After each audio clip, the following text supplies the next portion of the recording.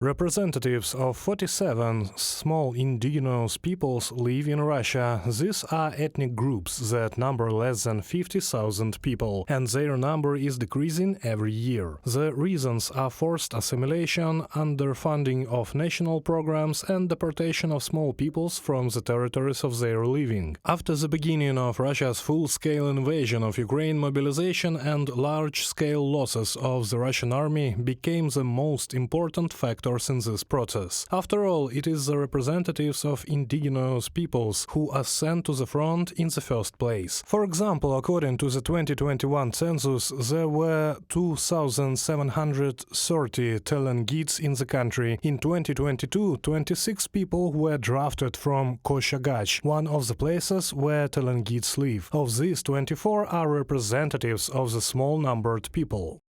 We hoped that at least someone would return. The boys were still in Novosibirsk then, but no, they all ended up going off to war.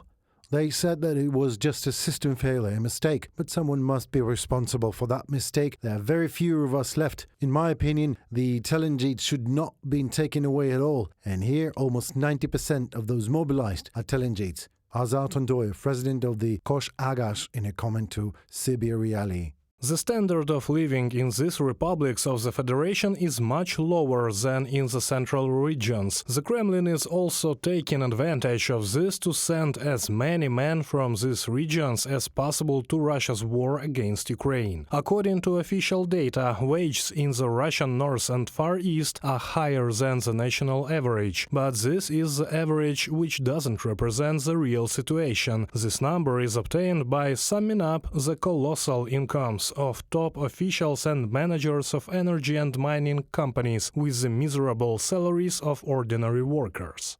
If you are lucky enough, you either go work as a security guard in the alcohol market and get 40,000 rubles a month, or you're welcome to join the army of the Russian Federation. Overall, I think the question here is why these regions are in such bad situation. Because it seems to me that the Kremlin's policy is to bring these regions to poverty so that they can do whatever they want later on. Moscow is systematically violating the rights of small ethnic groups. The Kremlin has banned the activities of organizations engaged in the protection of indigenous peoples. Objective monitoring of the situation is difficult. Representatives of international organizations, both environmental and human rights, are not allowed into the country. However, this does not prevent Russia from using representatives of the Federation's small peoples for propaganda. At international meetings, for example at the UN in New York, indigenous representatives from around the world discuss the problems that their peoples face. The Russians, on the other hand, get a detailed briefing before every time they go to the podium from a foreign ministry representative who looks a lot like a Federal Security Service representative and talk about lifting sanctions. Dmitry Berezhkov, representative of the International Committee of Indigenous Peoples of Russia, in comment to Buryatia.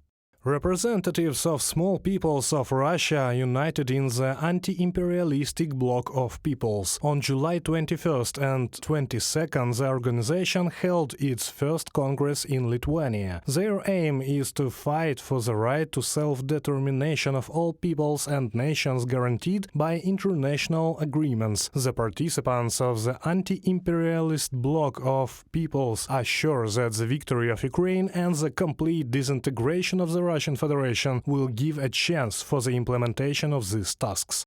Reported by Serhiy Kulas, Andriy Dmytrenko, UATV News.